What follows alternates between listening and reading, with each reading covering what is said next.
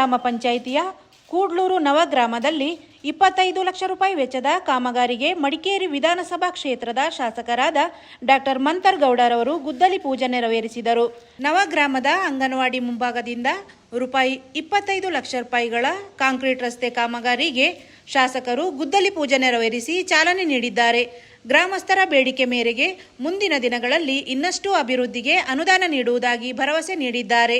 ಒಂದು ವರ್ಷ ಮಾತು ಕೊಟ್ಟಿದ್ದು, ಒಂದು ವರ್ಷ ಆದ್ರೂ ತಡೆ ಪಾಪಕ್ಕೆ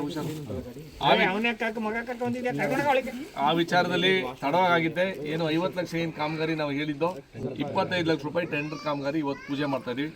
ಇದು ಮುಗಿಸ್ಟೊಳಗೆ ಇಲ್ಲಿ ಮೇಲಿಂದ ಕೆಳಗೆ ಮಾಡ್ಕೊಂಡು ಬರ್ತಾರೆ ಅಲ್ವಾ, ಮೇಲಿಂದ ಕೆಳಗಿಗೆ. ಅದಾದ್ಮೇಲೆ ಫುಲ್ ಅಲ್ಲಿ ಗಂಟ ಮುಗಿಸೋ ಗಂಟ ನಮ್ಮ ಜವಾಬ್ದಾರಿ. 20 ಲಕ್ಷ ಆದ್ರೂ 50 ಲಕ್ಷ ಆದ್ರೂ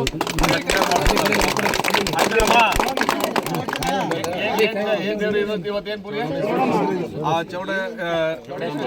ಚೌಡೇಶ್ವರಿ ತಾಯಿ ನಿರಂತರವಾಗಿ ನಮ್ಮೆಲ್ಲರಿಗೂ ನಿರಂತರವಾಗಿ ಆಶೀರ್ವಾದ ಮಾಡಲಿ ಅಂತ ಬೇಕು. ಈ ಸಂದರ್ಭ ತಾಲೂಕು ಗ್ಯಾರಂಟಿ ಆಯೋಜನೆಗಳ ಅಧ್ಯಕ್ಷರಾದ ವಿಪಿ ಶಶಿಧರ್, ಕಾಂಗ್ರೆಸ್ ಮುಖಂಡರಾದ ಕೆಕೆ ಮಂಜುನಾಥ್, ಗ್ರಾಮ ಪಂಚಾಯಿತಿ ಸದಸ್ಯರಾದ ಕೆಬಿ ಶಂಶುದ್ದೀನ್, ಪಿಡಿಒ ಸಂತೋಷ್, ಗ್ರಾಮದ ಪ್ರಮುಖರು, ಗ್ರಾಮಸ್ಥರು ಇದ್ದರು.